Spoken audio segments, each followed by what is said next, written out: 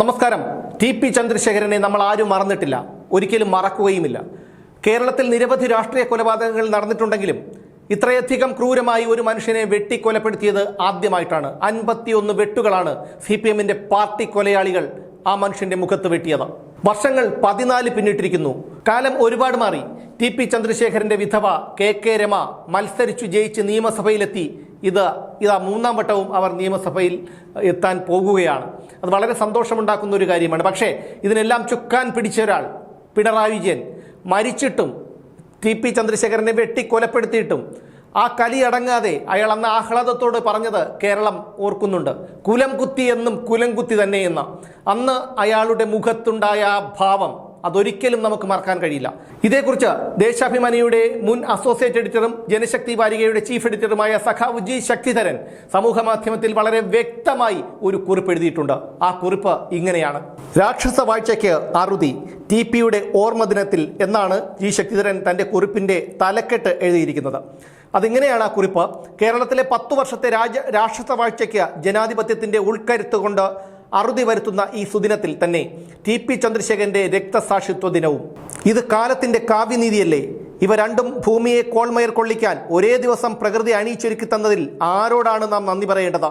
ടി.പി.യുടെ ജീവൻ അതിപൈശാചികമായി വെട്ടിമുറിച്ച് കഷണം കഷണമാക്കി തെരുവിലെറിയാൻ മാത്രമല്ല, ആ മുഖം കാഴ്ചക്കുറവുള്ള പെറ്റമ്മ എത്ര അവധാനതയോടെ മുഖത്ത് തലോടിയാലും കൂട്ടിച്ചേർക്കപ്പെടരുത് എന്ന് വാടക ഗുണ്ടകളോട് കൽപ്പിച്ച നൃശംസന് ഭരണസിരാ കേന്ദ്രത്തിന്റെ തിരുമുറ്റത്ത് വന്നു നിന്ന് 2 ദിവസം മുൻപ് കണ്ണീർ പൊഴിക്കേണ്ടി വന്നത് എന്ത് ദിവ്യശക്തി കൊണ്ടെന്ന് ആരെങ്കിലും ഇനിയെങ്കിലും ചിന്തിക്കുമോ?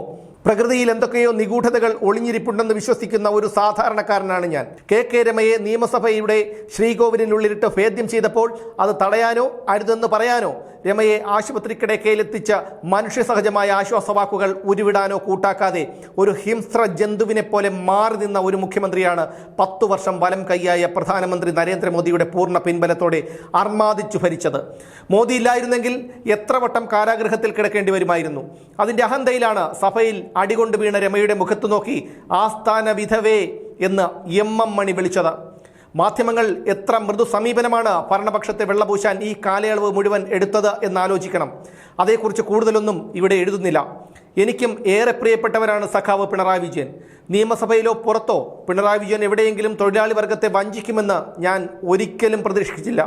ഞാൻ ചെയ്യാത്ത കുറ്റം ചാർത്തി മലയാള മനോരമ 4 വ്യാജരേഖാ നിർമ്മാണ കേസുകൾ എനിക്കും പിണറായി വിജയനും മറ്റുമെതിരെ കോടതിയിൽ കൊടുത്ത് പീഡിപ്പിക്കാൻ ശ്രമിച്ചിട്ടും ഞാനും പ്രതിക്കൂട്ടിൽ കയറി നിൽക്കേണ്ടി വന്നത് എൻ്റെ പാർട്ടി ഉത്തരവാദിത്വം കൊണ്ടാണ്.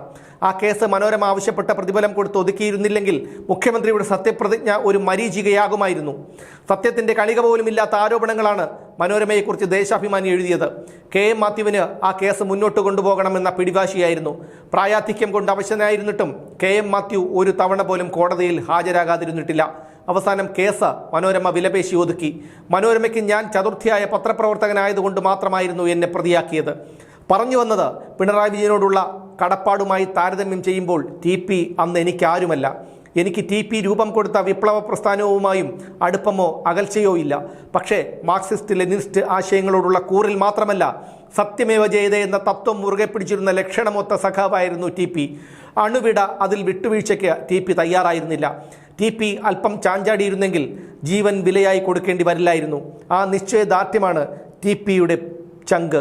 ടി.പി. നമ്മോടൊപ്പമില്ലെങ്കിലും എല്ലാം ഏതോ പ്രകൃതി ശക്തികൾ അതെല്ലാം എത്തേണ്ടിടത്ത് എത്തിക്കുന്നുണ്ട്. ഇനി വേണ്ടത് KK രമ നിയമസഭയിൽ ഒരു പടവ് കൂടി കടന്ന് കാരണഭൂതനെന്ന് അവകാശപ്പെടുന്ന പാഴിൻ്റെ മുന്നിലൂടെ സല്യൂട്ട് വാങ്ങി നീങ്ങുന്ന ചിത്രം കാണാൻ ജനം കാത്തിരിക്കുന്നുണ്ടാകും. അത് നിറവേറ്റപ്പെടണം. അത് വൈകിക്കൂടാ. അത് രാഹുൽജിയുടെ കൂടെ സംഭാവനയാണ്. ഇന്ത്യ മുഴുവൻ അതൊരു വിളംബരമായി മുഴങ്ങണം. വരട്ട് തത്വവാദങ്ങൾക്ക് ഇവിടെ പ്രസക്തിയില്ല.